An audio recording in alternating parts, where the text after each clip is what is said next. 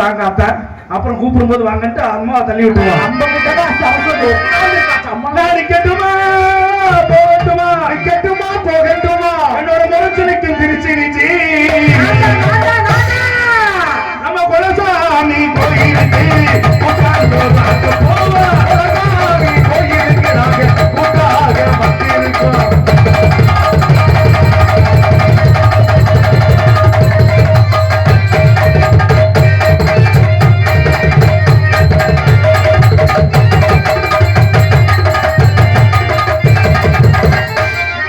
சரியா வராதுனே, அதனால தனித்தனியா போடுவோம். அந்த பழக்கமே கிடையாது உனக்கு. எனக்கே கேள்விப்பட்டிருக்கியா? ரொம்ப பிடிக்கும், அதனாலதான் உங்களை நானு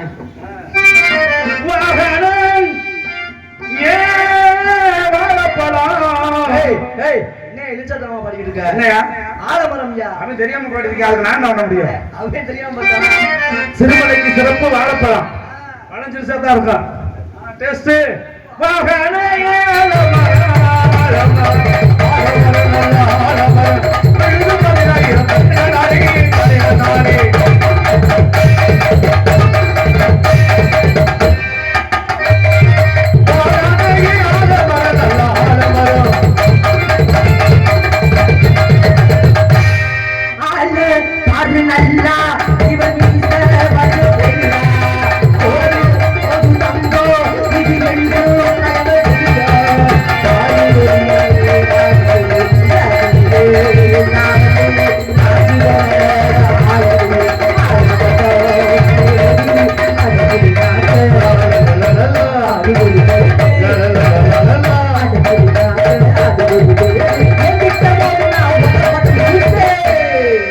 மச்சான பாரடி ஆரடி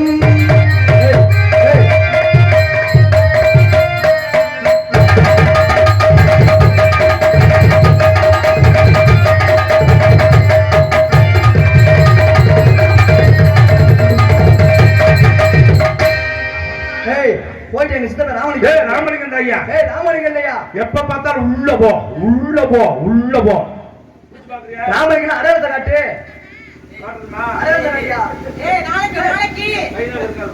ஆமா இஷ்டப்பந்த பொத்தவட பொத்தவட மூக்குத்தியாம் ஒத்தைகள் ஒத்தைகள் மூக்குத்தியா ஒத்தையில வரவலை நீ ஒப்பியா.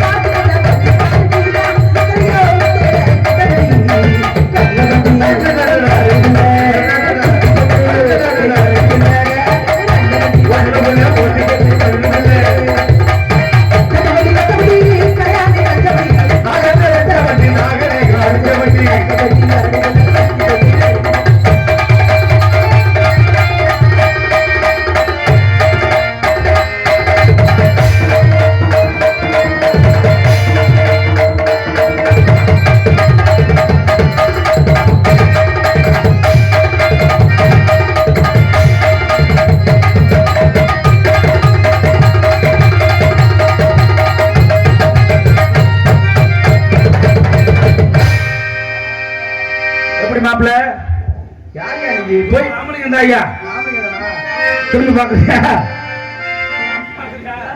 தன்னானே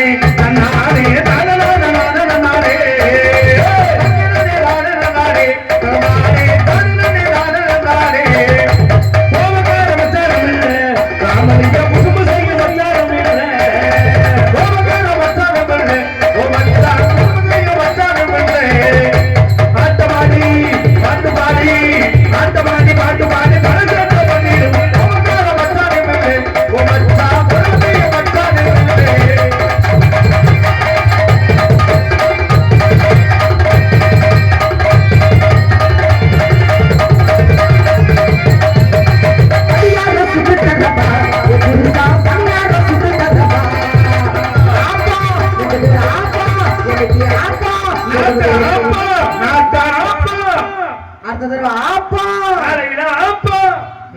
ஆப்பா.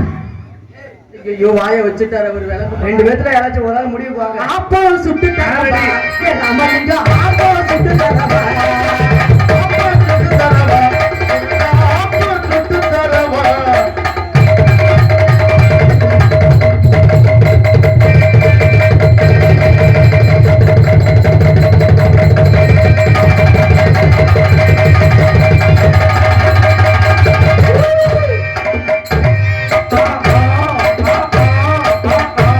சரக்குலார் மாதிரி ஆமா நாடகம் சத்தியரிச்சந்திர நாடகம். அதனால எல்லாத்துக்கும் உள்ள வேலை கொடுக்கணுமா இல்லையா? நல்லா ஆடுங்க, நல்லா பாடுறீங்க. உங்களுக்கு கல்யாணம் ஆயிடுச்சா இல்லையா? கல்யாணம் மட்டும் ஆகல. அதான கல்யாணம் நல்லா தொங்கி இருக்கு மேமா. கைய வச்சு பாருங்க. அவுத்து விட்டு அதான் விழுந்திருக்கு. அடி வச்சு அப்படி சொல்லாதீங்க, ஒரிஜினல். தாலியை சொல்லிக்கிட்டு இருக்கேன். உங்களுக்கு எல்லாம் கல்யாணம் ஆனா தொங்குறது தாலி. சரி, எங்களுக்கு அப்படியா? எங்க உங்களுக்கு பிறந்ததுல இருந்தே தொங்கிட்டு இருக்கேன். எங்க தலை எடுத்து குழந்தையா இருக்கும்போது லேசா தொங்கும். கொண்டு பள்ளிக்கூடத்துல சேர்த்து விட்டுவாங்க. வாத்தியாருக்கு டீச்சர் நல்லவர் வாங்கணும்ல, கொஞ்சம் கீழே தள்ளிப்ப. அதுக்கப்புறம் கொண்டாட்டி நல்லவர் வாங்குறதுக்கா தொங்கும் பாரு. ஆலய மணியின் ஓசையை நான் கேட்டேன். அதாமா கடைசி தொங்கல். அவ்வளவுதான். காதல்ல 3 வகையான காதல். என்னங்க திடீர்னு காதல் பத்தி பேசுறீங்க? 3 வகையா? ஒண்ணு நல்ல காதல், இன்னொன்னு கள்ள காதல், இன்னொன்னு காக்கா காதல். அது எப்படி காதலுக்கு விளக்கம் சொல்லுங்க. நல்ல காதல்னா புருஷன் வேலைக்கு போகும்போது கொண்டாட்டி பாசமா சொல்லுவா, போயிட்டு வாங்க வாங்க போயிட்டு வாங்க. இது வந்து நல்ல காதல். சரி. கள்ள காதல்னா புருஷன் போனதுக்கு அப்புறம் கூப்பிடுவா, போயிட்டாரு வாங்க போயிட்டாரு வாங்க போயிட்டாரு வாங்க போயிட்டாரு வாங்க. ஏய் அப்பா, நீ கூப்பிடுறத உடனே நாடகத்தை நிப்பாட்டிடுவோம். ஐயோ நானும் நிப்பாட்டதான் பாக்குறேன். காலையில லோன் கட்டணும் தான், கொஞ்சம் பொறுமையாரு. காதலுங்கிறது காக்காப்பி மாதிரி. அப்படி சொல்லாதீங்க. எப்ப எவந்தலையில விழுந்தே தெரியாது. புதுசா முடிக்கவும் முடியாது, வாடையும் போகாது. காதலிக்கிறவனுக்கு அது சந்தனம், அவனை சுத்தி இருக்கிறவனுக்கு அதுக்கு சாக்கடை. பார்க்க முடியல கரும கன்றாவி. என்ன பண்றது, எல்லாத்துக்கும் அந்த மாதிரி வாய்ப்பு கிடைக்கணும்ல.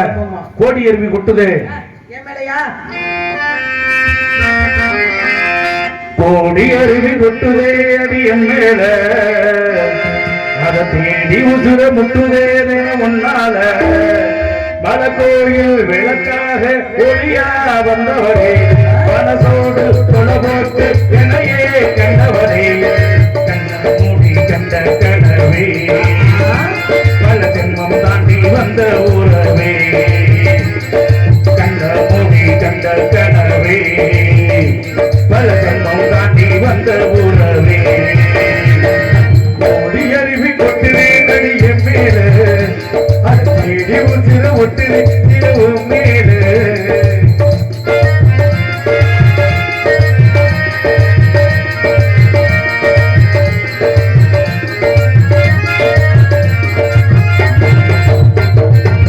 நள்ளிரவு மேக நம்ம இசையாடி மெச்ச மெச்ச பாட்டா பொங்கி வருது. பொட்டல்ல வீசும் உச்சி மர காத்தா புன்னகையில் ஏந்தி என்ன பிடிச்சு.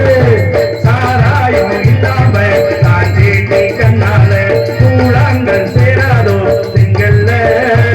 அத காத்து உன்ன நானும் சொகமா வச்சுக்கிறேன். சேர பொறுத்தேன்னு என்னையே மெச்சுக்கிறேன். மூடி கண்ட கடவே, பல எண்ணம் தாண்டி வந்த உறவே.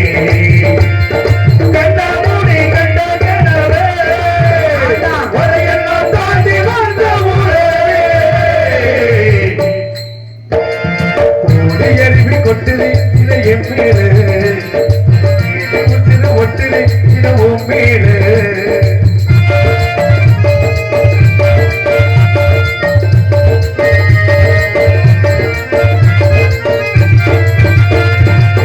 உன்ன நினைத்தாலே செந்தமிழும் கூட ஹிந்தி மொழி தாண்டி நெஞ்ச தொடுதே. என்ன இந்த போட்டு குண்டு வீரர் தீர்ந்த கும்பலைய போல வெக்கம் வருதே. ராசாவே உன்னால ஆகாசம் மேல ஓந்தோடி நந்தானே இல்ல. அத காத்து உன்ன நானும் சொகமா வச்சுக்கிறேன். உன்னை சேர என்னையே வச்சுக்கிறேன். மொழி கண்டகளே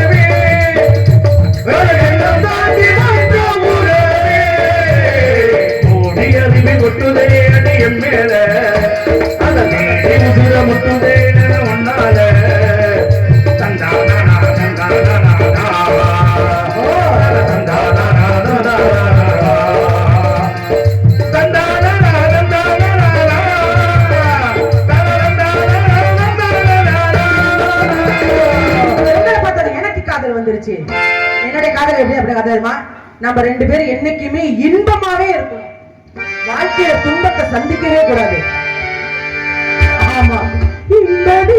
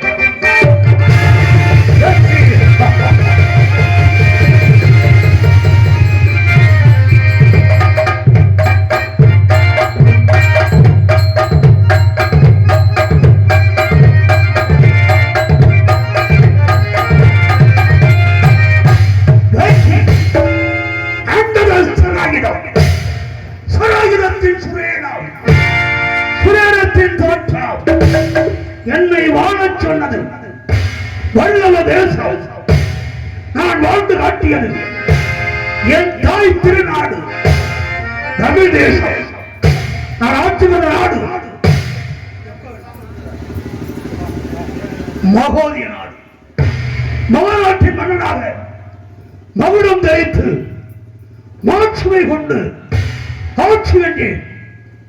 என் வாயில் காவலன் அரண்மனை நோக்கி ஓடிவர அவன் திருமுகத்தை யார் உற்று நோக்கு வேகங்கள் அழைத்தால் இரத்த கடல் நெருப்புங்கள் ஆட்டத்தை ஏழிவனுக்கு அகோர காட்சி அமைச்சர் சொன்னார்.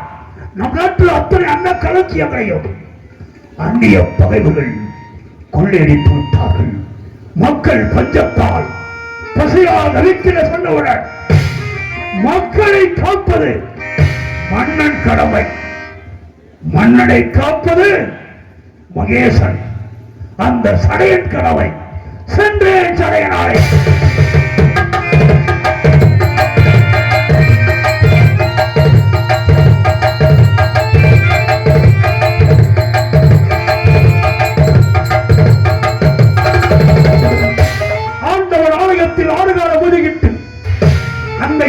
தரிசித்து நான் ஆலயத்தை விட்டு வெளிவந்தேன். ஒரு வேதியன், அவன் கையில் ஒரு தங்க தாம்பாளம், அதில் அறுசுவை உணவு.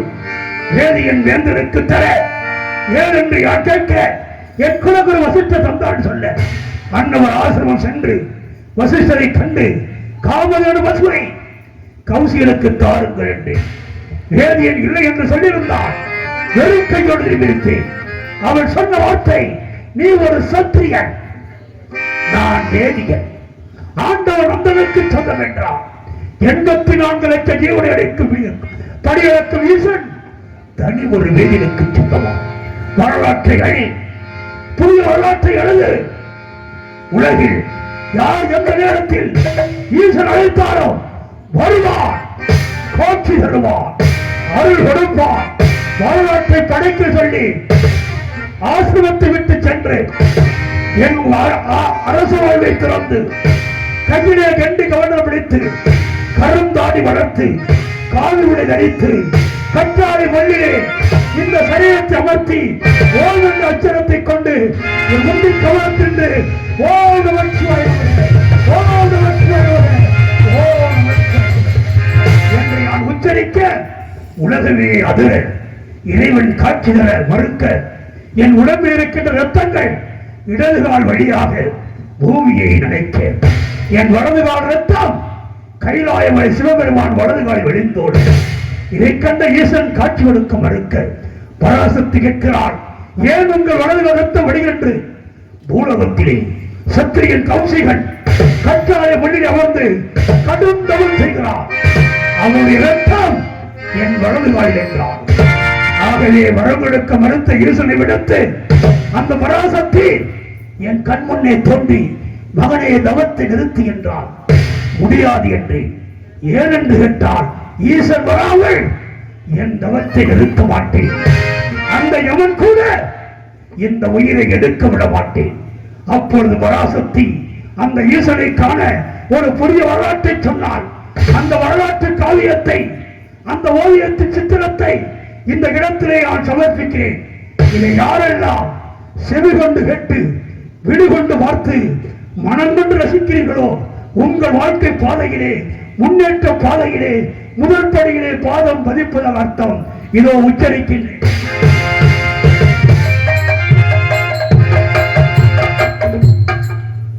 தியானம். தியானம் என்றால் பிறப்பு. பிறப்புக்கு உரியவள் பெண். ஒரு பெண்ணானவள் தன் வயிற்றிலே 10 மாதம் சுமக்கிறாள்.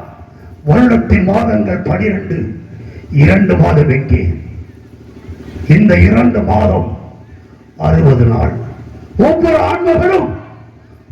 ஆண்மகளும் தன் வயிற்றில் விந்தாக விளைய வைத்து கருவாக உருவெடுத்து 61வது நாள் தன் மனைவியோடு இல்லறத்தில் நல்லறம் கொள்கின்ற பொழுது மனைவியின் கற்பை வாய் பைதிறக்க இந்த விந்தாகப்பட்டது கர்ப்பையில் விழ. அதற்கு பின்னால் 300 நாள் பெண்ணானவர் சுமந்து ஒரு மழலையை மண்ணுலகில் மனிதனாக தருகிறார். அப்படி பிறக்கப்பட்ட மனிதனுக்கு 60 தோஷம், 59 தோஷம். யாரை எப்பொழுது விட்டாலும் வாழலாம், வாழ்ந்து கொண்டே இருக்கலாம். மனிதனை தொடக்கூடாத தோஷம் பிரம்மகத்தி தோஷம். அந்த தோஷம் தொடுவதற்கு முன்னால் அவன் பருத்த உருவம். தோஷம் தொட்டுவிட்டால் காய்ந்த சருகு, உதிர்ந்த கோடு, ஒன்றுக்கு உதவாத இந்த ஓடு. அப்பேற்பட்ட தோஷத்தை போக்கக்கூடிய ஸ்தலம் நாம் தமிழ்நாட்டில் ஒரே ஒரு இடம் இருக்கிறது. அது எங்கு என்றால் இந்த தமிழ்நாட்டிலே 38,000 சிவாலயம் வேற எந்த மாநிலத்திலும் இல்லை. 38,000 சிவாலயத்திலே முதல் சிவாலயம் நமது தென்கோடி கரை உத்திரகோச மங்கை, அதுதான் முதல் சிவாலயம். தஞ்சை மாவட்டத்திலே 108, தஞ்சாவூர் கும்பகோணம் செல்லுகின்ற பொழுது இடையிலே ஒரு சிற்றூர், ஊருக்கு பெயர் பாபநாசம். ஏன் அந்த ஊருக்கு பாபநாசம்? இறந்த மனிதனுடைய பாவத்தை வாங்கி அந்த மனிதனுக்கு மோட்சத்தை தருகின்ற ஸ்தலம் பாபநாசம். அங்கிருக்கின்ற அகர்கொண்ட கரங்க தீபத்தை ஏற்றச் சென்றேன். ஆலயத்தின் இடது பக்கத்தில் 107 லிங்கத்துக்கு தனி மண்டபம், 108வது லிங்கம் ஜோதிராமலிங்கம். அகர்கொண்ட கரங்க தீபத்தில் அருகே சென்றேன். எண்ணெய் இல்லை, திரி இல்லை, ஒளி இல்லை. இருக்கும் பொருளை இல்லாமல் செய்வது யார்? விதி. இருக்கின்ற பொருளை இல்லாமல் செய்வது விதி. இல்லாதவர்களை கொண்டு இயக்க செய்வது மனிதனின் 6ஆம் அறிவு மதி. நான் மதி கொண்டு விளக்கிட்டேன். எப்படி? இந்த உடம்பில் இருக்கிற ரத்தத்தை எண்ணெயாக பெருக்கெடுக்க செய்தேன். இரு கை, இரு கால், ஒரு சிரசு, பஞ்சமுக திரி கொண்டு அந்த விளக்குக்கு திரி கொடுத்தேன். எண்ணெய் திரி கிடைத்தால் எந்த விளக்கெரியும், எந்த விளக்கு தெரியாது. ஏனென்றால் ஒளி கொடுக்க வேண்டும். ஒளி கொடுத்தால்தான் விழிக்கு வழி கிடைக்கும். இந்த ஒளிக்காக சராசரி அள்ளுபகல் 60 நாளிகை, எல்லியது 24 மணி நேரம் ஒரு நாள். இந்த ஒரு நாளிலே ஒவ்வொரு மனிதனும் விடக்கூடிய மூச்சு ஒரு நிமிடத்துக்கு 17, ஒரு மணி நேரத்துக்கு 900, 24 மணி நேரத்துக்கு ஒரு மனிதன் விடக்கூடிய மூச்சு 21,600 முறை. அத்தனை மூச்சுக்களை ஒரு மூச்சாக்கி இந்த உடம்பை அந்த விளக்கிலே சுட்டரிக்க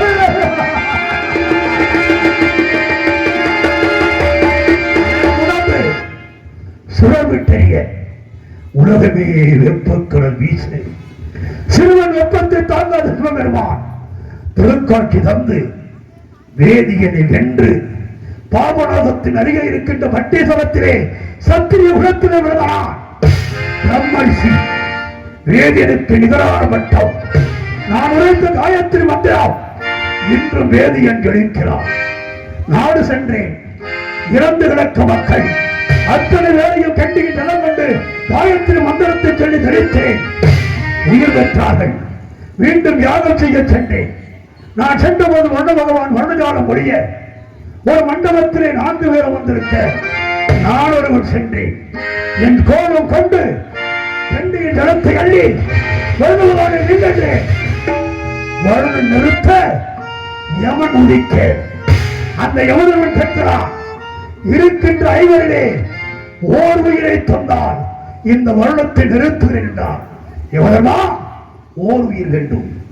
இந்த 4 பேர்களையும் விட்டுவிடு. ஏன் தெரியுமா? உழைப்பால் உயர்ந்த உத்தமர்கள் இந்த உலகம் உள்ளவரை இந்த பிரபஞ்சத்திலே சீரு சிறப்புமாக சிறந்தோங்கி வளர வாழ்த்துகிறேன்.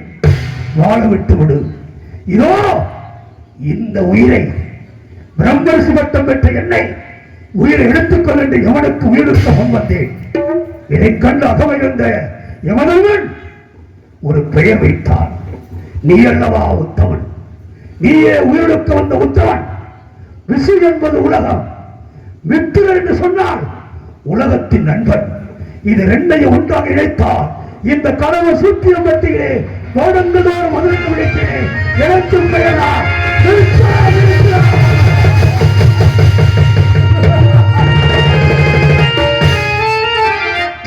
விஸ்வாமித்ரன். நான் உலக நண்பனானதும் உலக நன்மையினாலே தவம் செய்ய சென்றேன். திருசங்க மன்னனை கண்டேன். தடியூன்றி கோலூன்றி குடும்பாடி வந்தான்.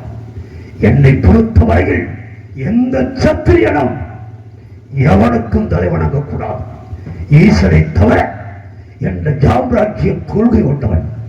ஆனால் சத்திரிய திருசங்க தலை குனிந்து வந்தான். என் தேகம் சிரிக்க கேட்டேன். ஏன் என்றேன். என் உயிரோடு சொர்க்கம் காண வேண்டும் என்றார். அவனுக்கு அந்தரத்திலே ஒரு சொர்க்கம், அதற்கு அந்த சொர்க்கம் தேசத்து சொர்க்கம், விஸ்வாமித்திர சொர்க்கம் என்று பெயரிட்டேன். இதை கண்ட சிவபெருமான் ஓடி வந்து, நான் உனக்கு பிரபஞ்ச வட்டம் கொடுத்ததால் தனி உலகத்தை படைக்கிறாய், இறந்த உயிர்களை படைக்கிறாய், மும்மூர்த்திகளை சுடுகாற்றிலே நடமாட வைக்கிறாய், உன் உயிரை தந்துவிடு என்றார். ஈசனே, சிவகாமி நேசனே, உலகால் உமா மகேஸ்வரனே, இதோ இந்த உயிரை தருகிறேன். ஆனால் உலக மக்களை நான் அன்றாடம் பார்க்க வேண்டும் என்றேன். அதற்கு ஒரு வரம் கேட்டேன். என்ன வர வேண்டும் என்றார்.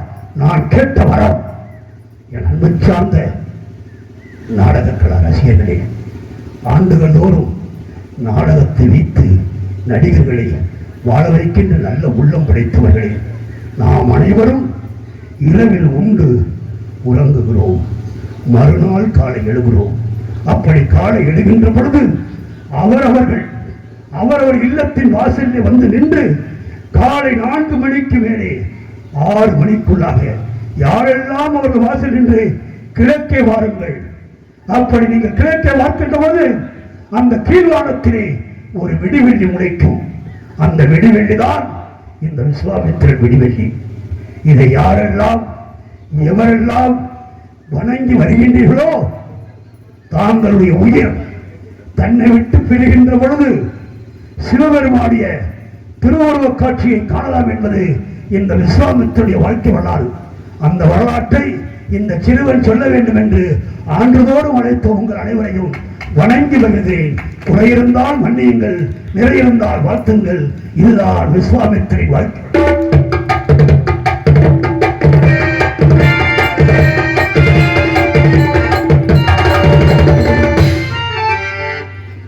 களவு சூத்தியபடி என்றாலே கலைஞர்களுக்கு ஒரு சந்தோஷம். காரணம், நமது புதுக்கோட்டை மாவட்டத்திலே ஒரு 3 ஊர் தான் ஹரிச்சந்திரா முழுமையாக பார்க்கிற ஊர். அதில் முதலிடம் களவு சூத்தியப்பட்டி. அன்புக்குரிய தம்பி அவர்கள் 3 ஆண்டுக்கு முன்னால் வந்திருக்காரு. இங்கே வந்துட்டு போனதுக்கு மறு வருடம் 3 வருடத்துக்கு முன்னாலே வந்து சென்ற மறு வருடம் சென்னையிலே தேர்தல், சென்னையிலே திரைப்பட நடிகர் சங்க தேர்தல். அந்த திரைப்பட நடிகர் தேர்தலிலே நடிகர்களோடு நின்று நாடக கலைஞராக நின்று அவர்களோடு சரிசமாக வெற்றி பெற்ற மாபெரும் பெருமை நமது சடையை அவர் கொடுத்த வாழ்த்துக்கள். அன்றும் சரி இன்றும் சரி நீண்ட ஆயுளோடும் நிறைந்த செல்வத்தோடும் தம்பி அவர்கள் நீங்கா புகழோடும் பல்லாண்டு சடையாளரால் வாழ வேண்டும் என வாழ்த்துகிறேன். ஏனென்றால் இந்த மண்ணுக்கு அவ்வளவு மகிமை. அதை போல வந்திருக்கின்ற சமயக்கருப்பும் சென்ற ஆண்டுக்கு முன்னாடி வந்தவர்கள், இங்கே வராதவர்கள் அல்ல, வருகிறவர்கள் அவர்கள் வாழ்க்கையிலே வளம் வந்திருக்கிறார்கள். இதை ஏன் சொல்கிறேன், 3 வருடத்துக்கு முன்னால் சடையா எனக்கு உயிர் கொடுத்தவர். இந்த ஆண்டு நான் வர முடியாது என்று சொன்னேன். ஏனென்றால் எனது நேத்திரங்கள் பழுதாகியதால் ஆபரேஷன் செய்ய சொல்லும் பொழுது இங்கிருந்து வந்தார் அன்பு சகோதரர் அவர்கள், கங்காணிய மூத்த மகன், நீ கொடுத்த வாக்கு என்ன?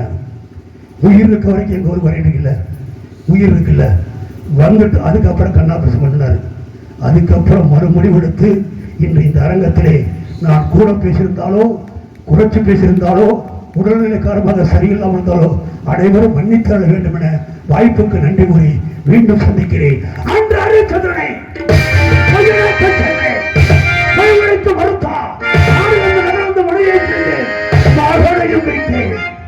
இப்போது மகன் இறந்து விட்டான்.